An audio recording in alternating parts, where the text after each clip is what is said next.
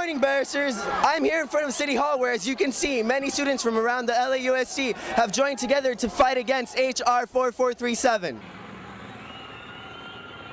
On March 27th, students from around the LAUSD area walked out against House Resolution 4437, which states that if a person harbors or helps an illegal immigrant, it will be considered a felony. We're here? Justice! We're not going! We're going all the way down to City Hall, and we're going to see what we can do about this. Yeah. How do you feel about the movement? Fabulous. I'm so touched to see young people doing this, and I hope that all these young people register and vote. I feel great. You know, we gotta just stand out, you know, represent. 4437 should not be approved, you know. Everybody's equal and there should be equal rights to everybody. We're doing this for a good cause. We're not just doing it for a stupid reason just to get out of school. We're doing it for our families and our parents. I mean, America is made up of immigrants. I mean, that's how this country was born, you know. We were made up of immigrants, and so we have to keep our people here. It's amazing to see so many people motivated on a matter of public policy, especially kids. It's probably an important part of learning how this country works to do it. So how do you feel about the movement so far? Well, I think that I'm really proud of our students as far as how they've been acting. Everyone's been really calm and following what you should do, especially during civil disobedience. So overall, I think I understand that the position that everyone's taking. I think the law is horrible that they're trying to pass, and you know, my father came here illegally.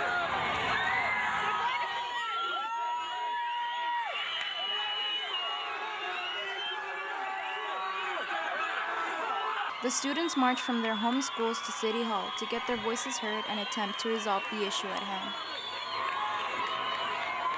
We are not just Mexicans. We are different kind of people, but we are all unidos. That's what we have in common.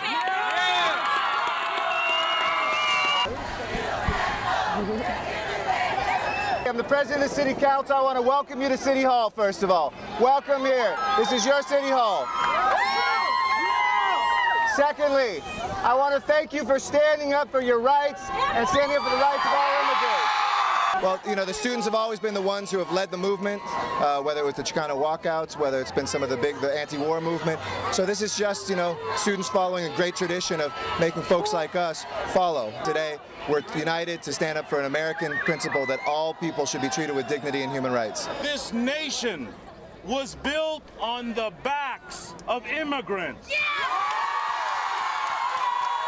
They're here to fight not just for themselves, they're here to fight on behalf of their families, they're here to speak out on the issue. This state and this country has been built on the strong backs and the busy hands of immigrants, and it is today. The immigrant population of California is 70% of all those people who are putting food on our table. When we're talking about what the students are doing here, they're just a small part of a very large group of people who are trying to talk about this issue and put a face on the name. 500,000 people were here on Saturday. 500,000 people. Never in our city's history have we had so many people come together. People of the church, people from unions, people from every walk of life, parents and families, people from every part of the city. You stand with the 500,000 people who were here today and the hundreds of thousands of people across the nation. I can tell you that we will defeat the Sensenbrenner legislation. We will, because it's un-American. It's un-American to incarcerate women and children because their families came here for a better life. We know that every nation in the world has a right to have immigration laws. It's time to go back to school.